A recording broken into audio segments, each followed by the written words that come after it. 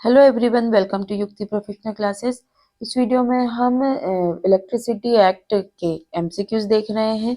अगर आपने मेरे चैनल को सब्सक्राइब नहीं किया है तो मेरे चैनल को सब्सक्राइब शेयर लाइक ज़रूर करिए। चलिए स्टार्ट करते हैं। Who appoint the chairperson and member of the central electricity authority. जो केंद्रीय विद्युत प्राधिकरण है उसके अध्यक्ष और सदस्यों की नियुक्ति कौन करता है? तो सेंट्रल गवर्नमेंट इसमें अपॉइंटमेंट करती है। अंडर सेक्शन 70 धारा 70 के अंतर्गत the Electricity Act, the central government appoints the chairperson and member of the CEA. The chairperson can be directly appointed or chosen from the existing full-time members. मतलब जो अध्यक्ष है वो सीधे तौर पर नियुक्त हो सकता है या मौजूदा पूर्णकालिक सदस्यों में से जो ऑलरेडी होल टाइम काम कर रहे हैं उनमें से किसी को चुना जा सकता है।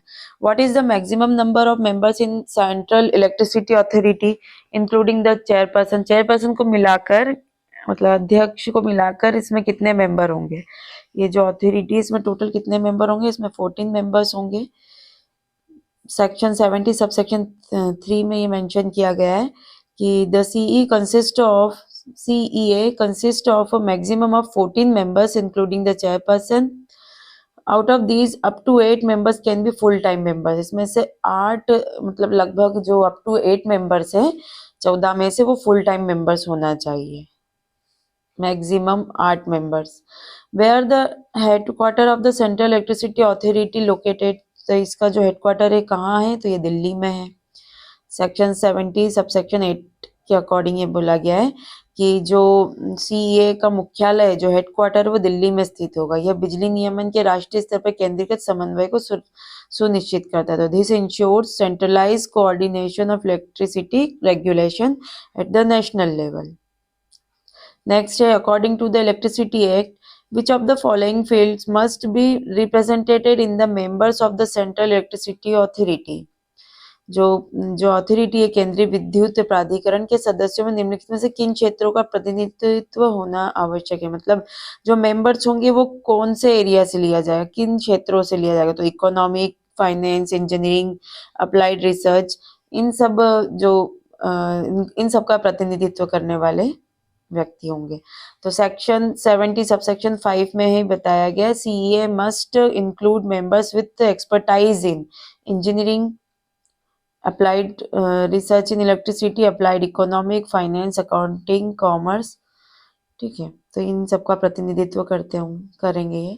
According to the electricity act what restriction is placed on the members of the central electricity authority?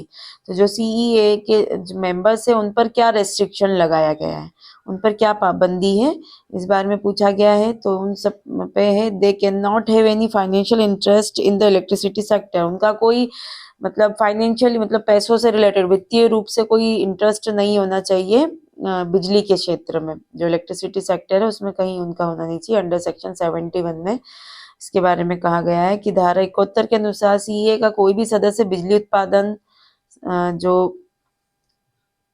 मतलब डायरेक्टली इनडायरेक्टली फाइनेंशियल इंटरेस्ट नहीं होना चाहिए in any company related to electronic generation, electricity generation, transmission, distribution, trading और electric equipment manufacturing. इनमें से किसी में भी वो डायरेक्ट या इनडायरेक्टली जुड़े नहीं होना चाहिए। ठीक है, मतलब बिजली का उत्पादन, फिर उसका संचरण, वितरण, व्यापार, विद्युत उपकरण के निर्माण से जुड़ी किसी भी कंपनी में प्रत्यक्ष या अप्रत्यक्ष वित्तीय रुचि नहीं रख सकता है। तो सेक्शन 71 में इसके बारे में बोला है। नेक्स्ट है what is one of the primary function of the central electricity authority as per section 73 of the electricity act 2003। तो सेक्शन 73 के अनुसार जो सीईए है ये जो अथॉरिटी है इसका मेन फंक्शन क्या है, मुख्य कार्य क्या है, इस बारे में पूछा गया है। तो इसका मुख्य कार्य है राष्ट्रीय विद्युत नीति और योजना पर केंद्र सरकार को परामर्श देना, advising the central government on national electricity policy and planning. तो इस पॉलिसी पर परामर्श देगा वो योजना पर। ठीक है, नेक्स्ट है ये सेक्शन 73 सबसेक्शन ए में बोला गया है कि सीए का मुख्य कार्य राष्ट्रीय विद्युत नीति से संबंधित मामलों पर केंद्र सरकार को परामर्श देना और बिजली प्रणाली के विकास के लिए अल्पकालिक और दीर्घकालिक योजनाएं तैयार करना है। यह संसाधनों के इष्टतम उपयोग को सुनिश्चित करता है जिससे उपभोक्ताओं को किफायती और विश्वसनीय बिजली मिल सके। नेक्स्ट है under section 73 of the electricity act which of the following is a duty of the central electricity authority. अब ड्यूटी पूछी गई कि इनमें से ड्यूटी क्या है, तो promoting research in electricity generation transmission and distribution, बिजली उत्पादन संचरण और वितरण में अनुसंधान को बढ़ावा देना इसकी ड्यूटी है। तो सेक्शन 73 सब क्लॉज के में बोला गया है कि सीए का कार्य बिजली उत्पादन संचरण और वितरण में अनुसंधान को बढ़ावा देना ताकि दक्षता बढ़े, लागत कम हो और विद्युत क्षेत्र की प्रतिस्पर्धात्मकता में सुधार हो। नेक्स्ट है विच of the following is the power of central electricity authority under section 74 of the electricity act 2003। तो उसकी क्या शक्ति है ना, जो सीईए है केंद्रीय विद्युत प्राधिकरण है, इसकी कौन सी शक्ति है इसमें से बताना। सेक्शन 74 के अकॉर्डिंग तो requiring statics and returns from लाइसेंसी एंड जनरेटिंग कंपनीज, जो लाइसेंसी और उत्पादन कंपनियां हैं उनसे ना जो स्टैटिक और जो रिटर्न है वो प्राप्त करना होता है, विवरण प्राप्त करना होता है। तो सेक्शन 74 बोलता है प्रत्येक लाइसेंसधारी उत्पादन कंपनी या स्वयं के उपयोग के लिए बिजली उत्पन्न करने वाला व्यक्ति बिजली उत्पादन संचालन वितरण और व्यापार से संबंधित आंकड़े विवरण और अन्य आवश्यक जानकारी सीईए को प्रदान करने के लिए बाध्य होता है। Next, according to Section 75 of the Electricity Act, what kind of directions can be central government give to the CEA, central electric authority को केंद्र सरकार किस प्रकार का निर्देश दे सकती है ना। तो धारा 75 के अनुसार बोला गया तो direction related to policy matters involving public interest, जो जनहित से संबंधित नीति मामलों से जुड़े निर्देश है उस पर वो डायरेक्ट कर सकती है। सेक्शन 75 सब सेक्शन 1 में बोला है कि केंद्र सरकार जनहित से जुड़े नीति मामलों पर सीईए को लिखित निर्देश दे सकती है। यदि किसी निर्देश के जनहित से जुड़े होने पर कोई विवाद उत्पन्न होता है तो धारा 75 क्लॉज 2 के अनुसार केंद्र सरकार का निर्णय अंतिम माना जाएगा। ठीक है, तो अगर उस पर विवाद होगा तो सेंट्रल गवर्नमेंट ही फाइनल डिसीजन देगी इसमें। What is one of the duties of the Central Electricity Authority as per Section 73 Clause 1 of the Electricity Act?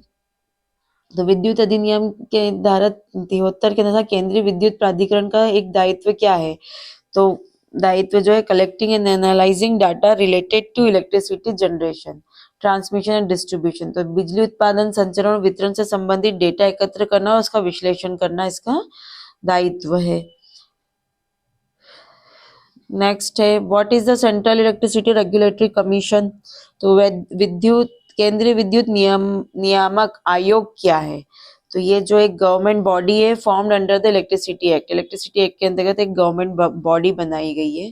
तो the central electricity regulatory commission is a statutory body established under section 76 of the electricity act. It is responsible for regulating electricity tariffs, जो उसके दर है ना, tariff electricity tariff है वो, licensing और overseeing electricity market इसको देखना एट द नेशनल लेवल पर पूरे इलेक्ट्रिसिटी मार्केट को देखना इसका काम है। इट इंश्योर ट्रांसपेरेंसी है ना, ये ट्रांसपेरेंसी पारदर्शिता रखती, इफिशियंसी रखती है और fair competition in the electricity sector में ये फेयर कंपटीशन मतलब उचित प्रतिस्पर्धा का बनाए रखने में ये ध्यान रखती है। Which section of the Electricity Act deals with the qualification for appointment of members of the Central Commission?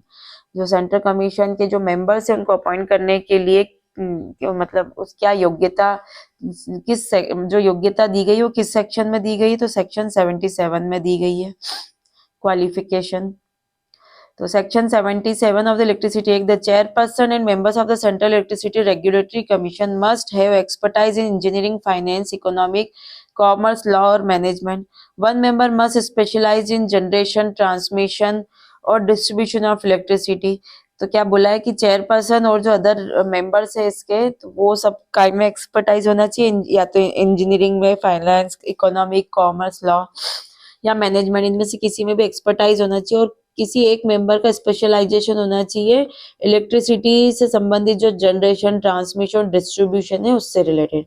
While another must be from the finance sector, बाकी फाइनेंस सेक्टर से हो सकते हैं। 2 members must have experience in economic, commerce और law और management, ensuring diverse expertise in electricity regulation. Who appoint the chairperson and members of the Central Electricity Regulatory Commission? तो कौन appoint करता है? तो यहाँ पे भी central government on the recommendation of the selection committee के रिकमेंडेशन पे सेंट्रल गवर्नमेंट अपॉइंट करती है। इसके पहले जो हमने सेक्शन 73 में देख रहे थे, वहां पर जो था सेंट्रल इलेक्ट्रिक अथॉरिटी क्या पूछा गया था, जिसमें चेयरपर्सन और मेंबर्स होंगे। यहाँ पे कमीशन की बात की जा रही, रेगुलेटरी कमीशन है। Under Section 76, Subsection 6, the Electricity Act, the central government appoints the chairperson and members of CERC based on the recommendation of the selection committee constituted under Section 78. 78 में ये selection committee constitute की गई है। उसके according जो भी वो recommendation करेगा, उसके according central government appoint करेंगे। The selection committee includes representatives from the planning commission. तो जो सिलेक्शन कमेटी है उसमें कौन कौन होंगे? तो प्लानिंग कमीशन का रिप्रेजेंटेटिव होगा, मिनिस्ट्री ऑफ पावर का होगा, पब्लिक एंटरप्राइजेस सिलेक्शन बोर्ड का होगा। To ensure transparency merit based selection, तो ट्रांसपेरेंसी को इंश्योर करने के लिए ये होगा। Which of the following is not a function of the central electricity regulatory commission? तो जो कमीशन है इसका कौन सा कार्य इसमें से नहीं है? तो वो direct involvement in electricity generation transmission. तो ये बोर्ड का इसमें डायरेक्टली इन्वॉल्वमेंट नहीं इलेक्ट्रिसिटी जनरेशन में, है ना, इसको रेगुलेट करने के लिए बॉडी है। तो ये जो रेगुलेटरी बॉडी है, नॉट एन ऑपरेशनल एंटिटी, ये ऑपरेशनल एंटिटी नहीं है। व्हाइल इट रेगुलेट्स टैरिफ, ये tariff issues license promotes competition, it does not directly generate or transmit electricity। Directly ये ना तो बिजली को बनाती, उत्पादन करती, ना उसका ट्रांसमिशन करती है। The generation, transmission and distribution of electricity are handled by power companies, जो कंपनी है ये हैंडल करती है, एंड गवर्नमेंट यूटिलिटीज जो है। While CERC ensure fair practice and efficiency in the sector. What is the composition of the selection committee responsible for recommendation appointments to CERC? तो केंद्रीय विद्युत नियामक आयोग के लिए नियुक्तियों की सिफारिश करने वाली चयन समिति की संरचना क्या है? मतलब जो सिलेक्शन कमेटी है उसका कंपोजिशन क्या है, उसमें किस प्रकार से मेंबर होंगे? तो रिप्रेजेंटेटिव्स होंगे प्लानिंग कमीशन से, ministry and public enterprises selection board से यहाँ पर रिप्रेजेंटेटिव होंगे। तो योजना आयोग, मंत्रालय और सार्वजनिक उद्यम चयन बोर्ड के प्रतिनिधि इसमें शामिल किए जाएंगे। इसका कंपोजिशन देख लेते हैं। सेक्शन 78 में सिलेक्शन कमेटी का कैसे बनेगी ये बताया गया है। तो the selection committee is formed with members from various government bodies to ensure fair and competent selection process. The committee consists of chairperson, तो member of the planning commission in charge of the energy sector, तो एक chairperson ये होगा। Members में हो जाएगा secretary of the ministry of legal affairs का secretary होगा, वो मेंबर होंगे। Chairperson of the public enterprises selection board का जो चेयरपर्सन है वो मेंबर होंगे। Nominee from the public financial institution और नॉमिनी फ्रॉम रिसर्च, टेक्निकल और मैनेजमेंट इंस्टीट्यूशन, यहाँ से नॉमिनी लिए जाएंगे। और secretary of the ministry of power, है ना, तो यहाँ का सेक्रेटरी। तो 5 members इसमें बताएं। तो these diverse representation ensure the transparency and efficiency in the appointment of CERC members। Next है which of the following is not a function of the Central Electricity Regulatory Commission? कौन सा, मतलब इनमें से कौन सा काम CERC का नहीं है? तो to determine tariff for intra state electricity supply, तो राज्य के अंदर ही इलेक्ट्रिसिटी सप्लाई के लिए टैरिफ डिटरमाइन करना इसका काम नहीं है, क्योंकि सेंट्रल है तो ये सेंट्रल से रिलेटेड है। विद इन स्टेट के लिए स्टेट काम करेगा। चलिए आज के लिए इतना ही, मिलते हैं हम नेक्स्ट वीडियो में। Thank you.